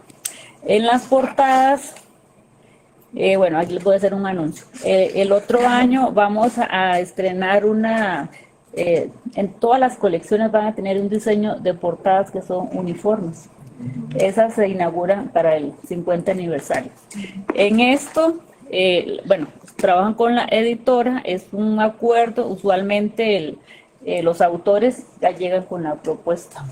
Y hay varias opciones que negocian con la editora y ahí van haciendo la escogencia y los colores de fondo, pero en este caso que era una pintura, yo supondría que ya ellos llegaron con esta portada que era la que elegían, que ahora que decían, aquí, bueno, viéndolo muy bien, están las semillas las semillas del árbol de Guanacaste. Sí, pero ese sería el proceso. Usualmente es el autor. Entonces, cuando ustedes ven una portada que no les gusta, no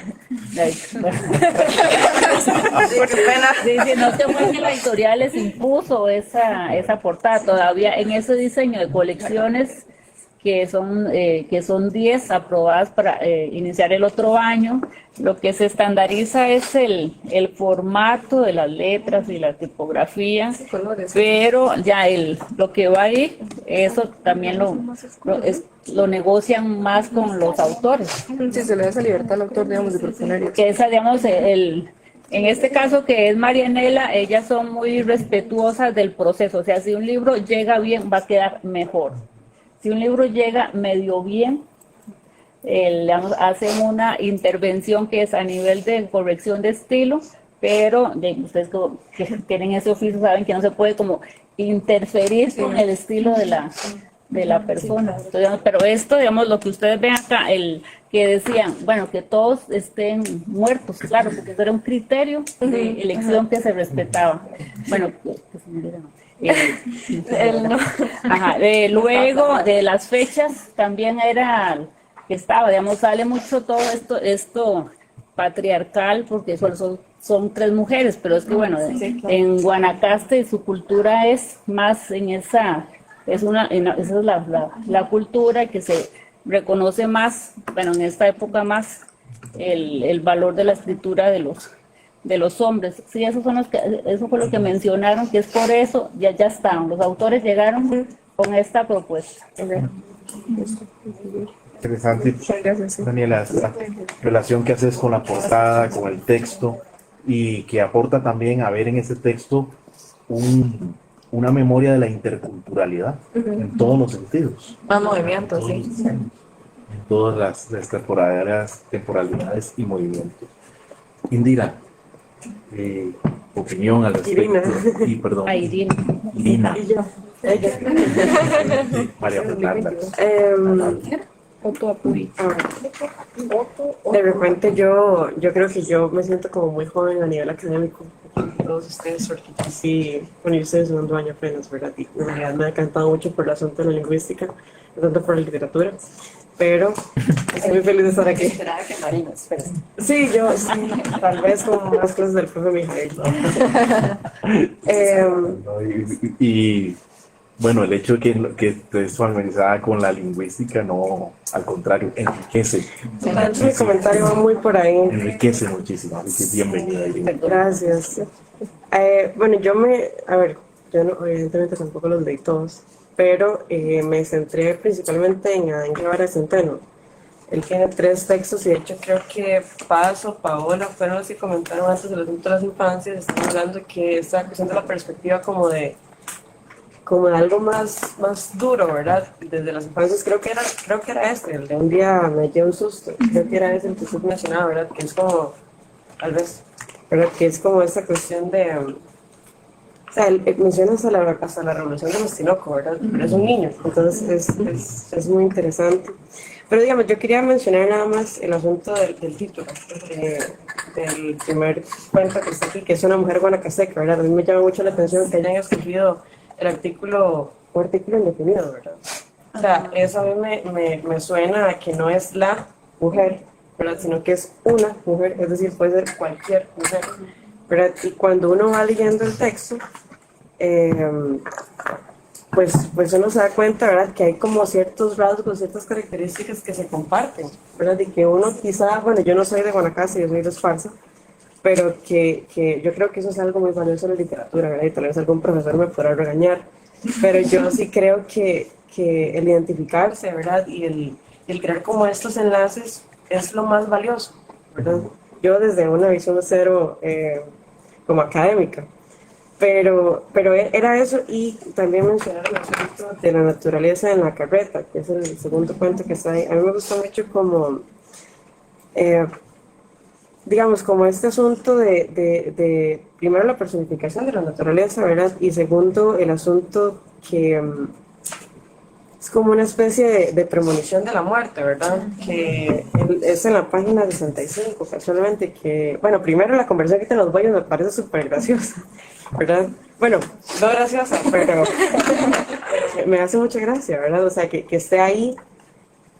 Entonces, como ese asunto, yo no sé nada de ecocrítica, yo ahí les quedo mal, pero tal vez pueda ir por ahí el asunto, y la cuestión de esta cuestión de la muerte, ¿verdad? Que también yo creo que se ve mucho en ese autor, porque él primero menciona la muerte, por ejemplo, el papá de la chica esta que se queda sola, ¿verdad? O sea, que la mamá se muere, el papá es uno, ella tiene papá, pero no sabemos cuál es, ¿verdad? Y cuando se muere el papá es como una muerte, ¿verdad? Muy así, pero cuando él luego como que retrata la muerte del niño en la carreta, es muy distinto. Incluso cuando retrata la muerte de la chica, ¿verdad? De Cirita, Cirita, ¿es que se llama? Cirita, pero no es un Ah, bueno, sí, sí. También es muy... Sí. ¿Verdad? O sea, como que yo creo que él diferencia mucho como entre los distintos como retratos de la muerte, ¿verdad? Según de qué personaje estamos hablando. Bueno, ahí hay otro tema interesantísimo, el tema de la muerte, que no lo habíamos tocado también. Que se ven varios cuentos, sí. Se ven varios Sí, relatos. El crimen, la violencia. La línea, no sé si Sí, puedo, por favor, desde lingüística también, ahora que hablas de el artículo indefinido, ¿verdad? Sin embargo, estaba pensando cómo, a pesar de que se habla de una mujer guanacasteca, no existe tal indeterminación a la hora de construir este tipo de personajes, porque me estaba recordando no recuerdo cómo se llamaba la muchacha, pero del libro anterior que leímos, de Los Leños Vivientes. Fayan dobles, ajá. Sí, ¿cómo se llamaba la muchacha? La madre, digamos. María. María, sí. Sí, María. Sí. Como la construcción tan compleja de estos personajes, a pesar de la indeterminación del título, ¿verdad?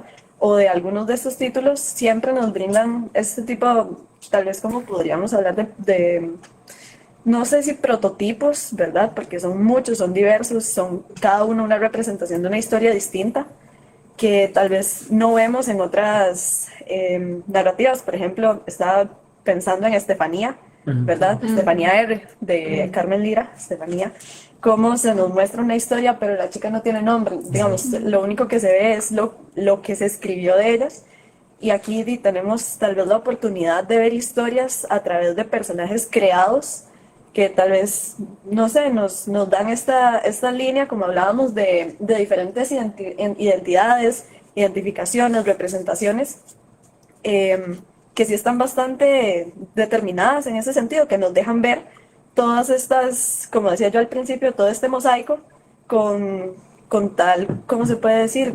Como un caleidoscopio, ¿verdad? Sí, ¿verdad? Creo que sí se llama así, ¿verdad? Es como un caleidoscopio guanacasteco. Ajá. Sí, que al final sí, es como esta imagen del principio que decía la compañera Dani, ¿verdad? Que sí, no sé, o sea, realmente es bastante rico el tener tantos personajes tan distintos, tantas representaciones y tantos relatos, que a pesar de que los títulos tal vez no nos dan a entender la complejidad de cada uno, realmente cada uno tiene una historia bastante compleja en todos estos textos, ¿verdad? Eso era lo que quería decir, básicamente. Muchísimas gracias. Algo también, digamos, viendo ahí en los tipos. Sí, por favor, para eso es este espacio, voces y libros. Su voz esté asociada a un libro. Y pues le damos el pase a María Fernanda y a Donald, que por allá está y llegó tarde, pero llegó. Qué bien. Yo quería decir algo, me parece muy valioso lo que dijo Irina, respecto, digamos, a la relación que tiene uno como lector también con el texto, ¿verdad? Porque creo que es necesario que se vaya como quitando la idea de que esas categorías como enunciador, ¿verdad? Como autor o como lector o como analítico son indeterminadas, que son como una especie de ideal, ¿verdad? Que no tiene género y que no tiene contexto. Y por eso me parece muy interesante una lectura así, contextualizada, ¿verdad? que diga, claro, yo me identifico con estos elementos dentro del texto porque tengo este contexto, porque soy esta persona, ¿verdad? Porque tengo esta lectura. Que eso, me parece que es una línea como que está en auge, ¿verdad? Ahorita, darle ese papel, digamos, o darle más bien esa identidad también al lector, ¿verdad? Y también al autor, y no solo sentarse en el texto, ¿verdad? Creo que esa lectura que plantea Irina me parece interesante y muy valiosa, digamos. Y aprovecho tu comentario, Felipe, para hacer propaganda de este espacio. Una lectura significa nuestra posición afectiva, nuestra experiencia estética del texto, que es algo que olvidamos desde el punto de vista de la academia o los estudios filológicos. Nos centramos en la instancia narrativa, lector, intertexto, pero vamos a ver qué pasa también con ese lector que toma una posición, que desde su subjetividad interpreta un texto. Yo creo que también eso es muy valioso de analizar y es muy valioso también de tener espacios para ello, ¿verdad? Así que bienvenido a tu comentario. Y un paréntesis para Irina y para todos. Y aquí nos regañamos por eso. Esa es la voces libros. No, adelante. Sí. Adelante usted. Y luego Jennifer. Sí, claro. ¿Les parece? Bueno, ya se repitió mucho mi nombre, pero vuelvo a presentarme. Yo soy María Fernanda, también soy estudiante de la maestría. Y quería unirme, ¿verdad?, a lo que mencionaban Raquel y Daniela sobre la pluralidad. El texto fue una selección y yo intenté hacer una selección también de los cuentos que iba a leer, buscando temáticas en común. Llegó un punto en el que la tarea fue infructuosa, ¿verdad? No llegué a nada porque había bastante variedad a la hora de seleccionar. Pero me llama la atención lo que mencionaba Raquel sobre que se utiliza el factor de ser guanacasteco para definir la selección. Y en el prólogo habla sobre Hugo Rivas, que se hacía acotación a él por su carácter modernista, ¿verdad? Y silenciado, ¿verdad?, a nivel ya general en Costa Rica. Pero yo no recuerdo los nombres de ninguno de los autores, yo solo leía los cuentos. Pero cuando leí los de él, sí se notó claramente la diferencia con respecto a los demás. No sentí que estaba en Nicaragua en el texto del regreso, sentí que estaba en una cafetería en San José. Cuando él narra el encuentro que tiene con la mujer y todos los sucesos, la forma incluso en la que los describe, deja bastante en contraste con esta línea temática de Guanacaste como espacio, ¿verdad? Pero también como tal vez círculo de valores. Entonces eso me llama mucho la atención. También me une a lo de la ecocrítica. Me llama la atención lo que mencionaba Camila sobre cómo el sabanero, porque es el sabanero al final, el que se posiciona encima de la naturaleza, pero también está relacionado, a mi parecer, con la cosmovivencia. Es algo con lo que ellos viven, con lo que ellos se desarrollan, incluso como individuos, como colectividad. Y quería referirme precisamente al texto de la carreta, porque aquí no es negativa la percepción de la naturaleza como esa premonición de la muerte, sino como algo parte de ello. Y también recuerdo el cuento de El Tigre, el matador de tigres, en donde va a recoger al tigre y a su perro, y habla de cómo en ese tiempo que él estuvo fuera ya está siendo comido, la naturaleza está absorbiendo la propia naturaleza. Entonces es algo sumamente fundamental para construir no solo la identidad guanacasteca, sino de toda la periferia, porque es la GAM la que ha invisibilizado esta relación que traíamos por mucho tiempo. Y ya para finalizar, con todo esto que veníamos mencionando sobre el carácter periférico que tiene el texto, y no solo a nivel social, ¿verdad?, con esto de la pobreza, incluso con el analfabetismo, porque lo mencionan en 2 textos, al menos de los que leí, sino también artísticamente. Y me parece muy simbólico el hecho de que eligieran el cuento de la burra para cerrar ya los cuentos. Porque hace primera alusión de la burra. Yo estaba como el narrador que describía a esa persona que no sabía qué era la burra, que es este hecho de integrar a los demás. Entonces, ya de por sí era como la tarea que tenían primero el escritor, pero también los que crearon esta compilación, de integrar no solo la voz guanacasteca, sino todas esas subjetividades que han sido silenciadas. Entonces me llamó mucho la atención esa parte y mi papá es guanacasteco. Entonces yo llegaba y tal vez un término que no sabía, por ejemplo lo de los gemelos. Yo decía que los guapes. Yo pensé que eran gemelos por contexto. Yo también pensé eso. Pero él me decía que no, es como doble. Y en algún momento, el guape. Ajá.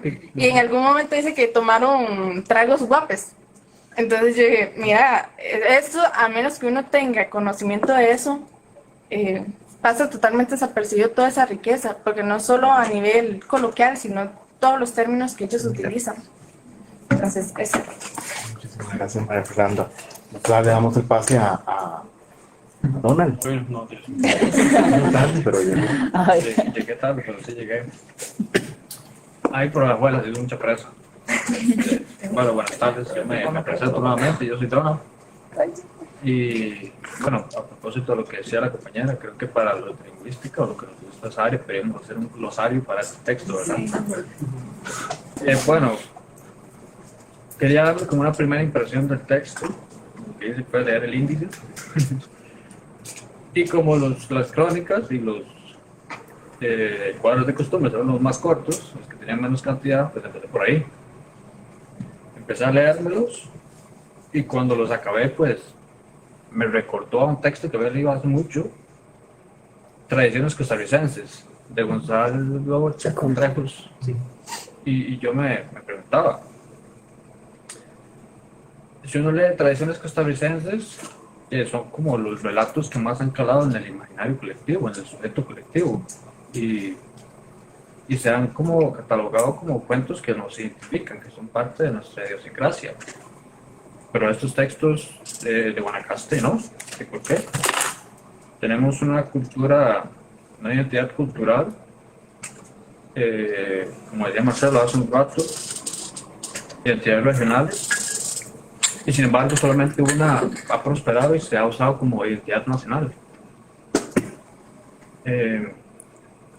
Y me llamó la atención porque, bueno, antes en la mañana me puse así como a ojear y yo un libro acá de Tradiciones costarricenses. Y aquí los lugares que imperan, en su mayoría, San José, Cartago, como a la mitad de las veces que se menciona San José. Se menciona Heredia una vez, que de hecho el narrador dice, antes se llamaba Villavieja, y se menciona La Juela solo cuando se habla de Juan Santa María. Y me llamó la atención porque en este texto, bueno, por desgracia solo puedo hablar desde lo que leí, pero el lugar que identifica Guanacaste es Liberia. Y bueno, solo por mencionar ahí algunos datillos al respecto.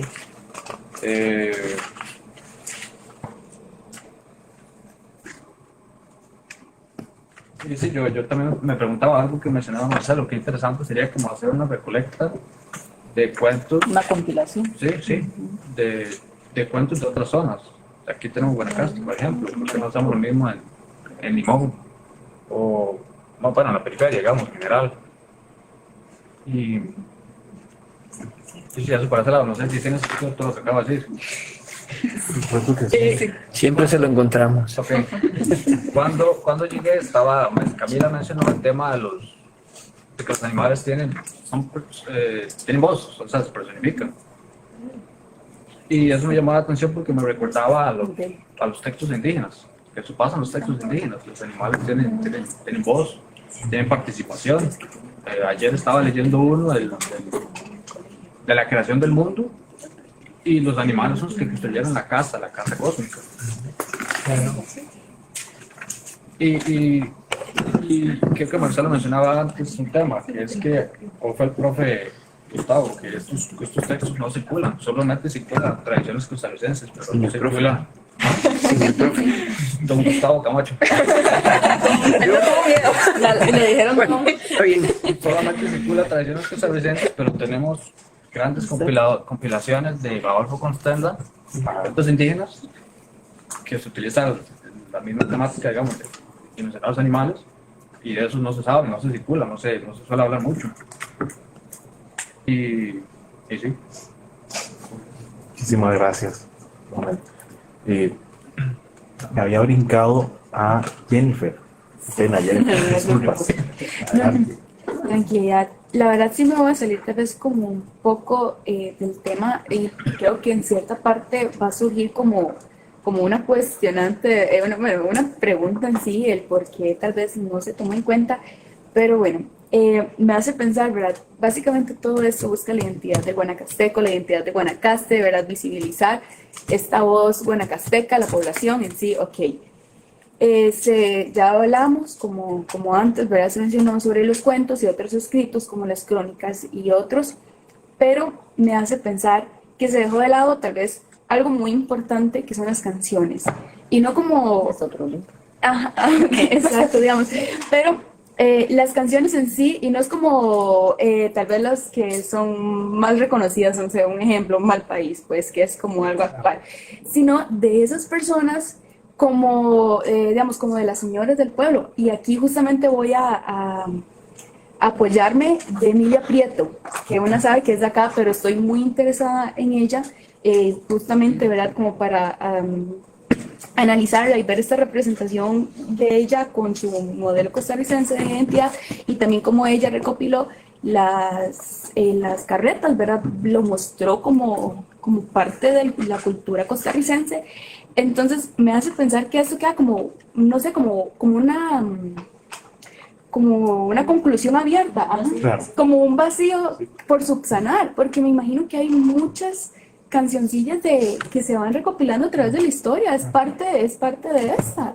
Ajá, entonces sí me da curiosidad, y también lo estoy diciendo desde mi ignorancia, porque no sé si ya existe.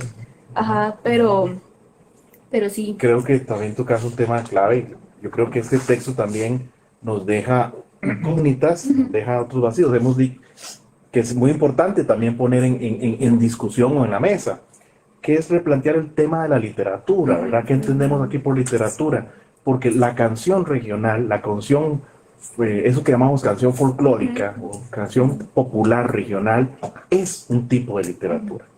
Y es un tipo de literatura que estamos dejando muy al margen, cuando más bien las identidades regionales se muestran justamente en la canción. Y yo creo que, yo nada más recuerdo un trabajo de un estudiante que hizo un magnífico trabajo acerca de cantos y grupos musicales de Sarapiquí. Un trabajo precioso, lo publicamos en un congreso que tuvimos, que hablaba acerca de cómo interpretar lo regional, las literaturas regionales a través de la música de Sarapiquí. Yo creo que, bueno, Guanacaste ofrece muchísimas posibilidades, bueno, cualquiera de nuestras regiones ofrece muchas posibilidades para ampliar este concepto de lo literario.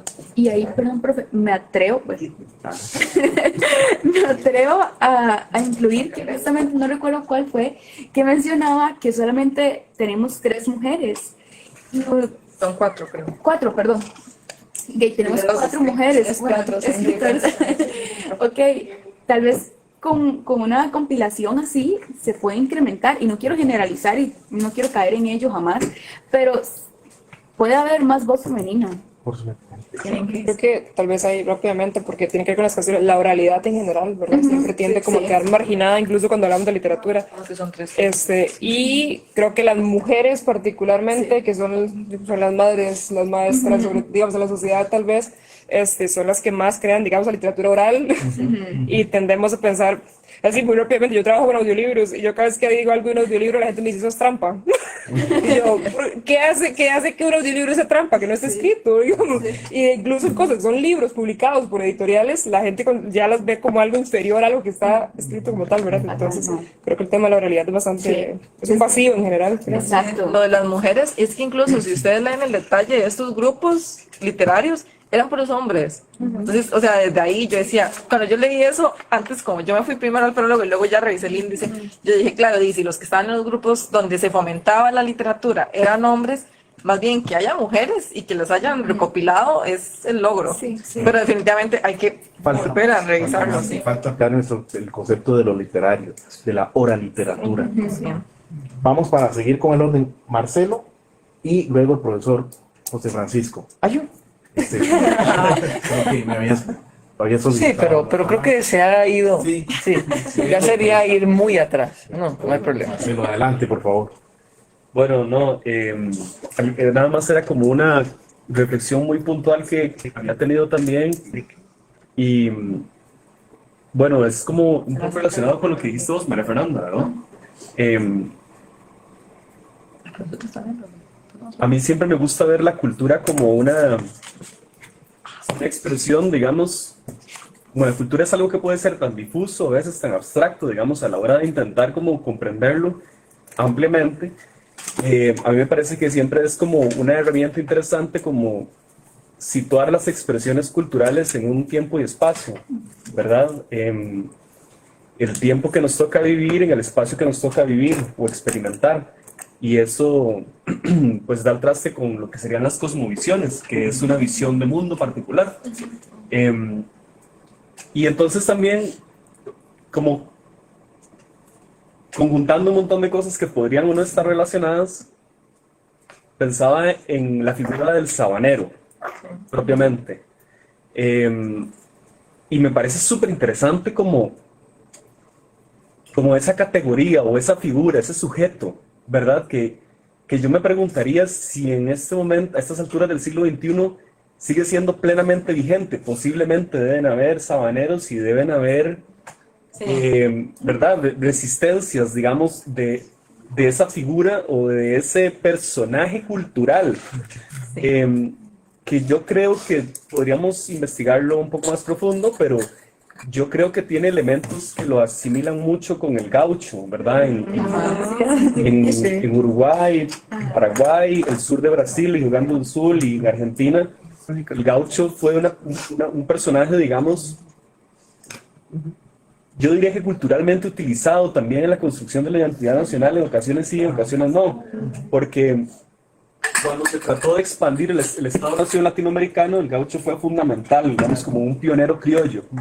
Pero luego cuando empiezan estos relatos, ¿verdad?, de comprender profundamente la impronta civilizatoria, ¿verdad? Hay una crítica al gaucho, y en eso es fundamental la obra de Domingo Faustino Sarmiento, que escribe Facundo, ¿verdad? Que es una crítica a Facundo Quiroga, y dice, bueno, es que el gaucho no es un personaje civilizado, ¿verdad? Y creo que todo eso es sumamente vigente, ¿verdad? Es decir, ¿qué representa culturalmente una persona como el sabanero, como un resquicio cultural en el contexto, digamos, de gentrificación, de explosión inmobiliaria en Guanacaste, y cómo se rescata acá, ¿verdad? Y cómo podemos ver que se caracteriza, ¿verdad?, dentro del libro. Me parece como que eso podría llevar a conversaciones bastante interesantes sobre no solamente como el valor que tiene el libro a partir de materializar estos cuentos que tenemos acá, sino de permitirnos acercarnos a el sabanero como una expresión de patrimonio cultural inmaterial, ¿verdad?, de Guanacaste, ¿no? Y así como existe el sabanero, pueden existir otros personajes, digamos, de resquicio cultural que siguen resistiendo, ¿verdad?, nuestra contemporaneidad. Estoy pensando, que marcan claro, una diferencia fundamental, claro, en lo que somos y lo que fuimos y lo que seremos, ¿no? Estoy pensando también en la figura del minero. Ajá, Una figura muy claro, importante, fundamental, y donde hay también una literatura regional minera, que en Costa Rica, que es muy importante, digamos, esos sujetos histórico-culturales que la literatura sigue produciendo, sigue reconstruyendo, es todo un tema, digamos, también de análisis importante. José, adelante. Yo, se ha agudizado, ¿no?, la conversación, y me parece muy bien. Lamentablemente yo tengo que, no querría como salirme así, ¿verdad? Sin despedirme. Entonces tengo un asunto académico que atender a las 5 en punto, y es con otra universidad, entonces me retiro para que puedan seguir con total tranquilidad. Ahí con nosotros. Sí. Pero en la próxima esto va a estar ella primero. Gracias, José, ¿no? Gracias a todos, de verdad. Gracias, José. Y bueno, yo creo que alguien tiene algún otro comentario más al respecto. Jesús y posteriormente Donald, ¿les parece? Y vamos cerrando para la foto. A mí me interesa ahora que me pongo a pensar sobre un poco del carácter del libro, cómo está construido también, ¿verdad? Que roza con lo anecdótico. De hecho, ya está ahí, por eso estaba revisando El Cimarrón Negro, por ejemplo, o Una mujer guanacasteca, que lo presentan como que si fuera una anécdota. De hecho, en el cuento de La mujer guanacasteca se presenta un doctor. El doctor lo conocía a mi abuela, me dijo mi mamá, entonces es un personaje real. Que uno entonces se queda pensando si estos cuentos realmente pasaron o no, si son la vida de estos autores o si son realmente ficción.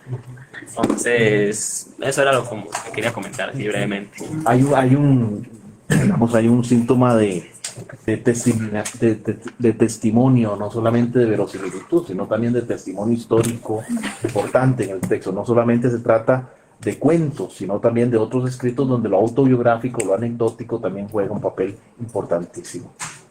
Donald, adelante. Sí, bueno, yo creo que ya vamos finalizando, ¿verdad? Yo quería como recordar, curiosamente, la última página de la última Cuatro Costumbres, que se llama La burra, del señor Jesús Bonilla Echevarría. No lo voy a leer todo porque está muy largo, pero me gustó mucho lo que el señor decía, empezando el texto, dice: por esto, al recordar que esos pueblos no dejan morir sus costumbres, yo digo como ello emocionado, pueblos guanacastecos, conservar nuestras tradiciones.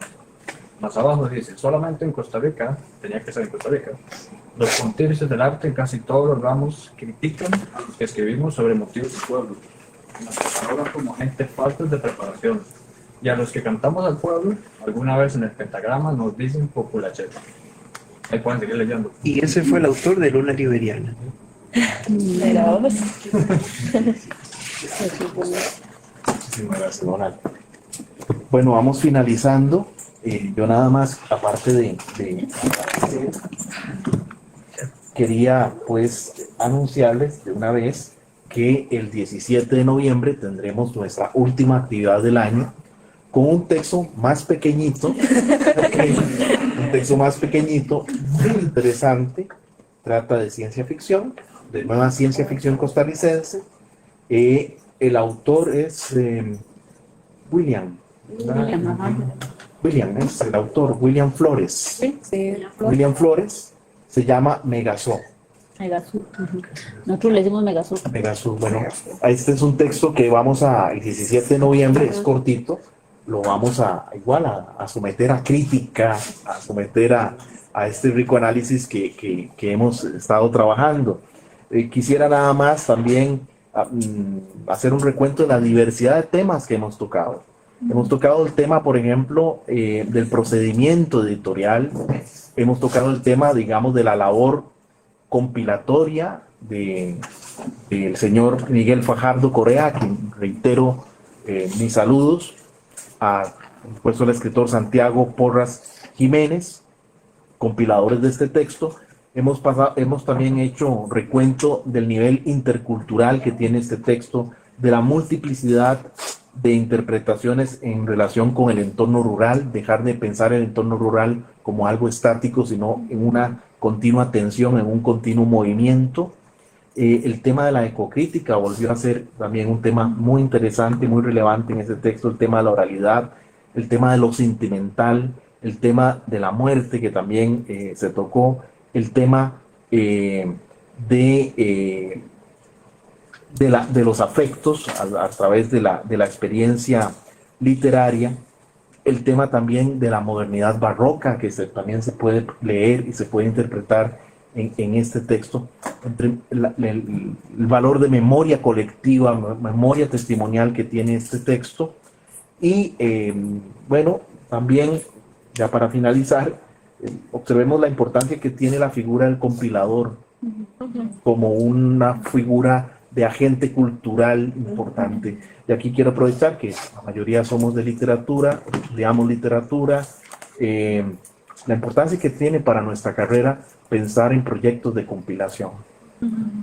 Porque esto renueva el campo literario, es hacer un estudio preliminar, hacer un trabajo de compilación, sería algo formidable también como líneas de investigación en licenciatura o en la maestría. y por supuesto la investigación como tal de los textos literarios que nos permite visibilizar la literatura llamada regional, la literatura de otras partes, la literatura plural que circula en nuestro medio. Así que pues felicitaciones a la editorial de la Universidad Nacional, también a la editorial de la UNED, a los compiladores y por supuesto nuestro agradecimiento a todas y a todos ustedes por las interesantísimas intervenciones que pudimos compartir el día de hoy. Bueno, nos vamos entonces con un aplauso a todas. Suspendemos la grabación. Ya, a ver. No, pero